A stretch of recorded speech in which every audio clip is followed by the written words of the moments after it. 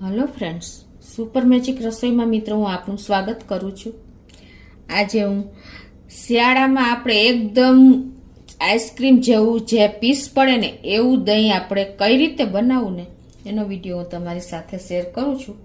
તો તમને ચોક્કસ આ વિડીયો ગમશે, ગમે તો લાઈક કરજો, શેર કરજો અને સબસ્ક્રાઇબ કરવાનું તો ભૂલતા જ નહીં। અને મિત્રો બાજુમાં રહેલું બેલ આઇકનને પણ પ્રેસ કરજો જેથી કરીને લેટેસ્ટ વિડીયોની માહિતી તમને મળતી રહે।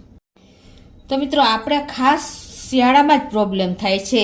એક તો દહીં પણ નથી થતું તૈયાર અને આપણે એકદમ ઘાટું દહીં પણ નથી બનતું। તો આ બધા જ પ્રશ્નોનું સોલ્યુશન ઘણી વખત શું થાય છે કે આપણે દહીં બનાવીએ છીએ ને તો બનતું નથી ને તો પાણી અને દૂધ બધું અલગ અલગ થઈ જાય છે અને ઘણી વખત આપણે દહીં જોઈએ એવું બનતું નથી।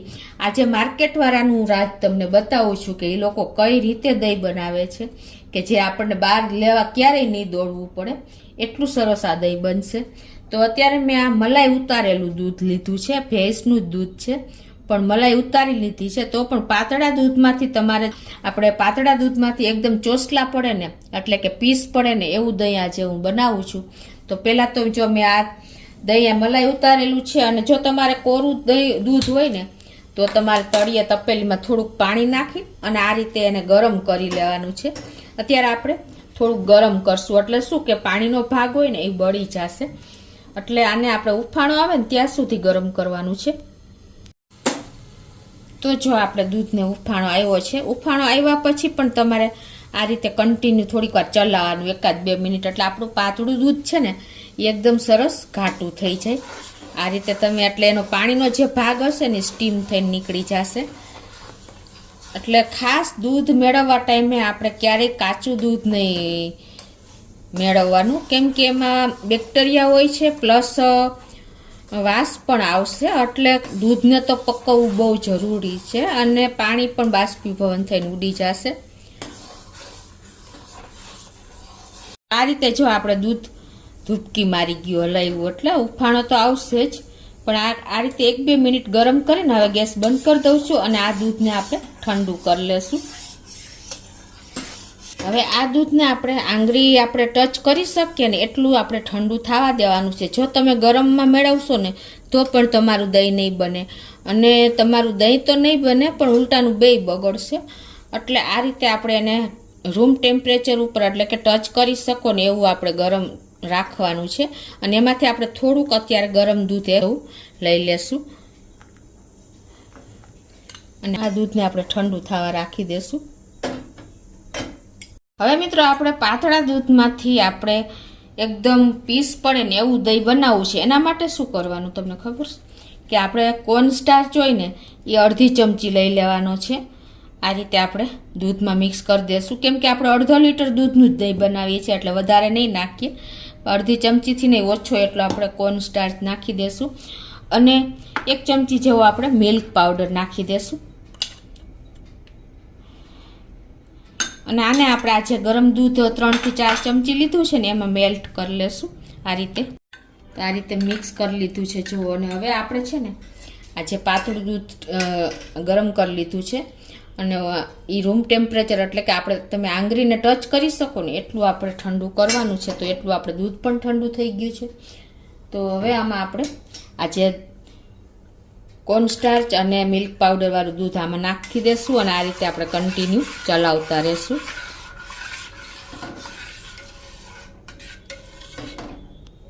આ દૂધ તમે ઉકળતું હોય ને ત્યારે પણ નાખી શકો છો અને અત્યારે પણ નાખી શકો છો। હવે આપણે એમાં 1 ચમચી આપણે 1/2 લીટર દૂધ છે તો 1 ચમચી આપણે દહીં નાખી દેશું। દહીં મિત્રો એકદમ ઘાટું હોવું જોઈએ।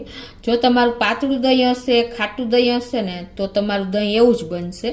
એટલે જો તમારું એકદમ પાતળું પાણીવાળું દહીં હોય ને તો તમારે એક ગળણીમાં નાખીને અને એનું પાણી નિતારી લેવાનું છે। અત્યારે મારી પાસે ઘાટું જ દહીં છે તો હું અત્યારે 1 ચમચી જ નાખું છું।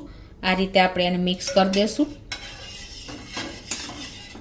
અને હવે આપણે આપણા દાદી નાની આ રીતે દહીં નાખીને અને ઉછાળતા આ રીતે મિક્સ કરવા માટે, પણ આપણે અત્યારના જનરેશનને એ નહીં કરીએ, આપણે આમાં વિસ્કર લગાવીને મિક્સ કરી લેશું। તો આ રીતે આપણે એને વિસ્કરથી એકદમ સરસ આવી રીતે મિક્સ કરી લેવાનું છે, એટલે ક્યાંય પણ આપણે પ્રોબ્લેમ નહીં આવે દૂધમાંથી દહીં બનાવવામાં. અને ખાસ તમે જો આ રીતે મિક્સરથી, બ્લેન્ડરથી કે ઉછાળીને દૂધ તમે મિક્સ કરો ને ત્યારે ઉપર આવી રીતે ફીણ આવવા જોઈએ, ત્યાં સુધી આપણે એને મિક્સ કરી લેવાનું છે. તો જ તમારું દહીં, આ ડેરીવાળાની સિક્રેટ રીત છે આ. એ લોકો આ રીતે જ દહીં બનાવે છે, આપણે લોકોને ખબર નથી પડતી અને એ લોકો બહાર પણ નથી પાડતા. જો આ રીતે દહીં આ ઉપર ફીણ આવે ને ત્યાં સુધી આપણે દહીં નાખ્યું ને એ રીતે મિક્સ કરી લેવાનું છે. અને પછી તમારે આને એકદમ સરસ પેક કરી દેવાનું છે. પછી આપણે આ દૂધને શિયાળો હોય એટલે ખુલ્લું નથી મૂકવાનું, પણ એને તમારે કબાટમાં છે કે ગરમ જગ્યા હોય એવી જગ્યાએ કે પછી લોટનો ડબ્બો હોય ને એમાં પણ તમે મૂકી શકો છો. પણ અત્યારે હું આ રીતે કુકરમાં મૂકું છું, કેમ કે કુકરનું એકદમ જાડું કુકર હોય ને એવું લેવાનું છે. અને એ કુકરને સહેજ આપણે ગરમ કરી લેવાનું છે. આ રીતે સહેજ આપણે ઓવનની જેમ ગરમ કરી લેશો ને, જેની પાસે ઓવન નથી ને એ આ રીતે પણ આપણે, ઘણા લોકો ઓવનમાં મૂકીને દૂધમાંથી દહીં બનાવતા હોય છે એટલે જલ્દી બની જાય છે, પણ આપણે આ ઓવનનું જ કામ કરશે. એટલે આ રીતે કુકરને તપાવી લેવાનું છે. અને તપી જાય ને પછી તમારે આ રીતે એને અંદર જ મૂકી દેવાની છે તપેલી. આપણું કુકર સેજ આપણે ટચ કરી શકીએ ને એવું તપી ગયું છે, એને અંદર તપેલી મૂકીને આ રીતે ઢાંકી દેવાનું છે, પેક કરી દેવાનું છે. અને પછી કુકરની વિસલ કાઢી લેવાની છે. અને એને તમે આ રીતે આપણે જેમ કુકરને લીડ બંધ કરીને એમ જ બંધ કરી અને આને એક સાઈડ મૂકી દેવાનું છે. અને જો બહુ ઠંડી હોય ને તો તમારે આની માથે ગરમ સોલ કે ધાબરો કે છણિયાનો કોથરો કાંઈ પણ વીંટાળી દેવાનું છે, પણ મોસ્ટ ઓફ જરૂર નહીં પડે. આ રીતે એકદમ આપણે પીસ પડે ને એટલે કે તમે સુખડીના પીસ કરો ને એટલું સરસ આપણું દહીં તૈયાર થશે મિત્રો. 2 જ કલાકમાં આપણું દહીં તૈયાર થઈ જશે. ગમે એવી ઠંડી હશે ને તો તમે મિત્રો આ રીતે બનાવશો ને તો ચોક્કસ તમારું દહીં એવું જ તૈયાર થશે. તો તમને 2 કલાક પછી બતાવું. હવે આ કુકરને આપણે કિચનમાં કોઈ પણ હુફાળી જગ્યાએ આ રીતે રાખી દેશું. તો 3 થી 4 કલાક થઈ છે. અને આપણે જો કુકરમાં મૂક્યું હતું અને વિન્ટર છે એટલે કે શિયાળો છે તો પણ સરસ આપણું દહીં થઈ ગયું હોય, કેમ કે આપણે કુકરને ગરમ કર્યું હતું પ્લસ એનું લીડ બંધ કર્યું હતું, વિસલ કાઢી હતી, રીંગ હતી. જો મિત્રો તમને ખ્યાલ આવે છે, આટલું સરસ આપણે ગરમ કર્યું હતું એટલે ઉપર મલાઈ આવી ગઈ હોય. સહેજ પણ તમે મલાઈ ઉતારેલું છે ને તો પણ મલાઈ તો આવી જ જાય. હવે આને આપણે એકદમ સરસ ઠંડુ થોડીક વાર 2 કલાક કે કલાક ફ્રીજમાં મૂકી દેવાનું છે. તો આપણે એને ફ્રીજમાં મૂકી દેશું. આપણે ફ્રીજમાં મૂક્યું ને એને પણ કલાક થઈ ગઈ. હવે આપણે ચેક કરીને બતાવું તમને કે આપણું દહીં કેવું બન્યું છે મિત્રો.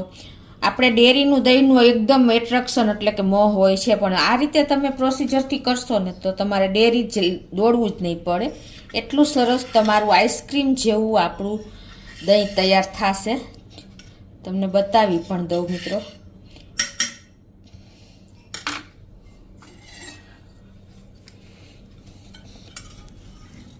જો મિત્રો એકદમ ચોસલા પડે અને પીસ પડે એવું આપણું દહીં તૈયાર થયું છે.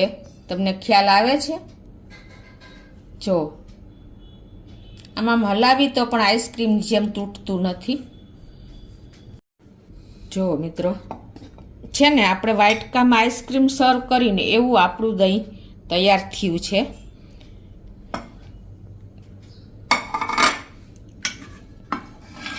તમારે ક્યાંય પણ ડેરીએ નહીં દોડવું પડે, એટલું સરસ આપણું દહીં રેડી થયું છે. તો મિત્રો આ ડેરીવાળાનું રાજ છે. તમને ખ્યાલ આવી ગયો? આટલું સરસ દહીં જો આપણે બનતું હોય તો આપણે ડેરીએ લેવા જવાની કોઈ જરૂર નથી. અને એ પણ આપણા પાતળા દૂધમાંથી આટલી આપણે પ્રોસિજર ખાલી કરી છે. એ લોકો તો હેલ્ધી ઇન્ગ્રેડિયન્ટ પણ નથી હોતા તો પણ એ આપણે લેવા દોડીએ છીએ. તો તમને ચોક્કસ આ દહીંનો વિડીયો મિત્રો આ શિયાળામાં ટ્રાય કરજો અને તમે મને કોમેન્ટ બોક્સમાં જણાવજો કે તમને આ વિડીયો કેવો લાગ્યો મિત્રો. ગમે તો લાઈક કરજો, શેર કરજો અને સબસ્ક્રાઈબ કરવાનું તો ભૂલતા જ નહીં.